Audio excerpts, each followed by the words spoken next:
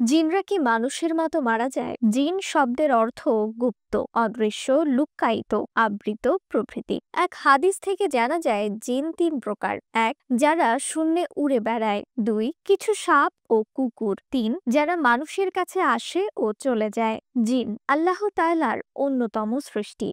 জিন জাতির সৃষ্টি হয়েছে উত্তপ্ত অগ্নিশিখা থেকে। জিনদের বিবেক, বুদ্ধি ও অনুভূতি শক্তি আছে। তাদের আছে ভালো ও মন্দের পার্থক্য করার ক্ষমতা। কিছু দার্শনিক ও বস্তুবাদী গবেষক জিনের অস্তিত্ব স্বীকার করে না। একটি দল বলে থাকে ফেরেশতা ও জিন রূপক অর্থে ব্যবহৃত হয়। ভালো চরিত্র ফেরেশতা আর খারাপ চরিত্র জিন বা শয়তান শব্দ দিয়ে বোঝানো হয়। আল্লাহ রাব্বুল আলামিন পবিত্র কুরআনে প্রায় 50 বার জিন সম্পর্কে আলোচনা করেছেন। জিন জাতির সৃষ্টি, তাদের ইসলাম গ্রহণ, মানুষের আগে তাদের সৃষ্টি ইত্যাদি বিষয়ে একাধিক আয়াত অবতীর্ণ হয়েছে।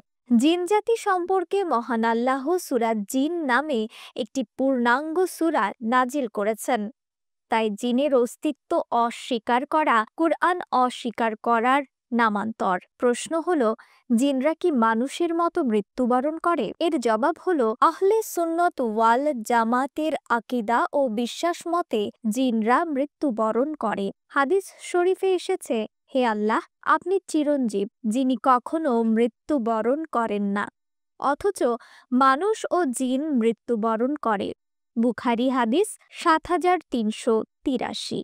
তবে জিনদের মৃত্যুর উপলক্ষ মানুষের মৃত্যুর উপলক্ষের সঙ্গে মিল না ও মৃত্যুর উপলক্ষের সঙ্গে মিল নাও থাকতে পারে। সাধারণত জিনরা জ্বলন্ত অগ্নিশিখায় পুড়ে মারা যায়। হত্যা ও লড়াইয়েও অনেকের মৃত্যু ঘটে।